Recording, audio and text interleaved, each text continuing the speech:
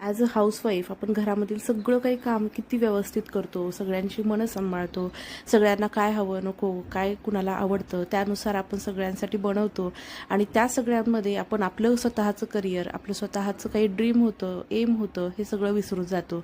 भले आपण कितीही टॉपर असो, शाळेमध्ये कितीही मार्क असो, कॉलेजमध्ये टॉपर असू, परंतु आपण कधी ना कधी हे सगळं काही एकदा आपण गृहिणी झाल्यानंतर ह्या सगळ्यांमध्ये आपण विसरून जातो. पण मी ते करणार नाही आहे आणि हीच माझी जर्नी मी तुमच्यासोबत शेअर करते. सध्या माझा छोटा मुलगा हा 5 महिन्यांचा आहे, म्हणजे आणखीन 5 महिने त्याला झाले नाही आहे, 4.5 महिन्यांचा आहे आणि मोठा मुलगा माझा 5.5 वर्षांचा आहे. ह्या दोघांना सांभाळून मी माझं घरातलं सगळं करून, माझी ही जॉईंट फॅमिली आहे, हे सगळं काही करत करत मी माझ्या देखील स्वप्नांकडे लक्ष देते आणि माझं करिअर स्वतःचं, कारण की जेव्हा आपण स्वतः कमवत असू, जेव्हा आपण आपल्या स्वतःच्या पायावरती उभं असू, जेव्हा आपल्याला छोट्या छोट्या गोष्टींसाठी कोणापुढे हात पसरायला नाही लागणार, मग ते कोणी असो, आपले वडील असो, आपला नवरा असो, आपला भाऊ असो किंवा इतर घरातील कोणीही कमवती व्यक्ती असो, पण जेव्हा आपण स्वतः कमवत असतो ना, तेव्हा आपला स्वतःचा कॉन्फिडन्स काही वेगळाच असतो आणि तो कॉन्फिडन्स सगळ्याच मुलींमध्ये, सगळ्याच स्त्रियांमध्ये यावा असं मला वाटतं.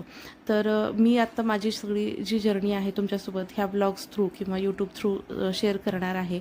तर आता मी सध्या माझं थोडंसं कॉलेजचं काम होतं, त्यामुळे मी माझ्या माहेरी जाणार होते. माझं गावातच माहेर आहे. जे कोणी आधीपासून ब्लॉग बघतात त्यांना माहिती आहे, पण जे नवीन बघतात त्यांना मी सांगू इच्छिते. आता माझं माहेर आहे म्हणून मी माझं करिअर ओरिएंटेड आहे किंवा मी लक्ष देऊ शकते, तर हे सगळं काही खरं आहे, कारण की मला भरपूर त्यांचा सपोर्ट मिळतो. मग माझ्या मुलांच्या सांभाळण्यामध्ये असो किंवा मला स्वतःला जेव्हा जेव्हा लो फील होतं तेव्हा ते मला मोटिवेट होण्यामध्ये असो.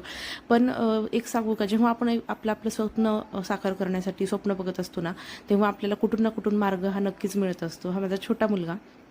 तर घरामधलं सगळं काही आवरावरी केली आणि दुसऱ्या दिवशी माझी DRCची मीटिंग होती, म्हणजे माझी PhDची मीटिंग होती. त्यासाठी मी माहेरी जाणार होते, कारण की ह्या दोघांना सांभाळताना माझं थोडंफार माझं अभ्यासाकडे दुर्लक्ष होतं. तर म्हटलं आज संध्याकाळी गेल्यानंतर उद्या सकाळी मीटिंगला मी फ्रेश जाऊ शकते. त्यानंतर जेवणाची तयारी केली, जेवण करायला दिलं मुलगा आणि मिस्टरांना आणि त्याच्यानंतर मी तर काय माहेरी जेवणार होते. माहेरी सगळेजण जाणार म्हटल्यानंतर जेवण थोडी न जातं. तर मी सगळी काही आवरावरी केली आणि त्यानंतर सगळं काही टापटीप मला आवडतं, तर तेच काही थोड्या टिप्स असतील किंवा जे काही घर नीटनेटकेपणा यामध्ये माझी आवड आहे आणि भयंकर प्रचंड अशी स्वच्छता मला लागते.